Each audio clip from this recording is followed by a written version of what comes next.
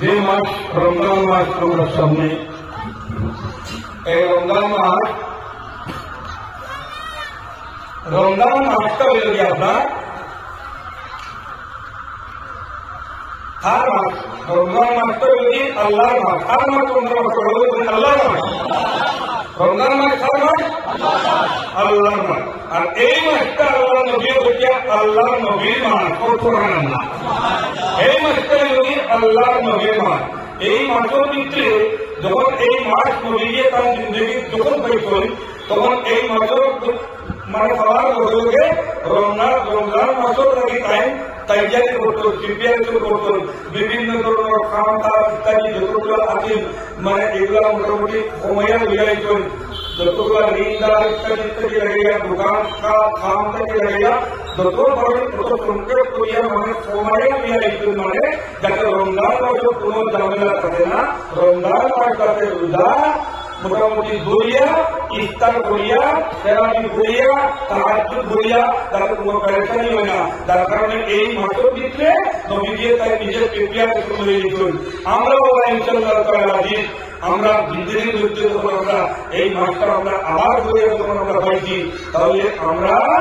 মোটামুটি এখন থেকে এটা প্রিপারেশন নিলাম যে রমজান মাসে আমরা রোজা আমার দম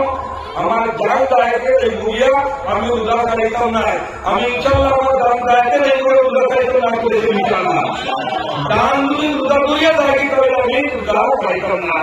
আর রমজান মাসের মধ্যে আমি আল্লাহ বিল্লাহ বলা বলবো যে আমি রমজান মাসের মধ্যে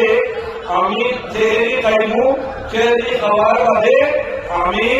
যদি ভারী সময় থাকে তাহলে আমি 2-4 মানে নকল নামাজ পড়িমু, যেটা নকল নামাজ আমরা যেরকম আমরা নামাজ পড়ি বহু রকম সূরা আয়াত দিয়ে আমরা নকল নামাজ পড়বো,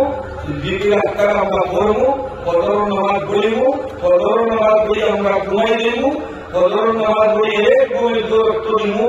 আবার 2 রক্ত দিয়ে 2 নামাজ পড়িমু, 2 নামাজের বাদে আমরা এটা করবো, আমরা ইবাদত বন্দেগী কোরআন তিলাওয়াত দ্বারা বাণী দ্বারা যেরকম ইবাদত তসবিহ তিলাওয়াত করি সম্পূর্ণ দিনের মধ্যে রমজান শরীফের মধ্যে সবচেয়ে বেশি বড় ইবাদত আর সবচেয়ে বেশি মকবুল ইবাদত হলো কোন মানুষের রোজা করিয়া সারাটা দিন যদি আপনার বেফুজুল কোনো কথা করে না তার দোকানে কন্ট্রোল রেখে যায়, এরপরে গাইলেকে রিপিট গাইলে আপনার বকিতে রিপিট ঘটে না, ইফতার করে লাগে 10 দিন এরকম জল দিতাম না, এইরকম কন্ট্রোল যে মানুষের তার দোকানে করে নিচ্ছে এর উপরে দুবার হারাম হয়ে যায় না।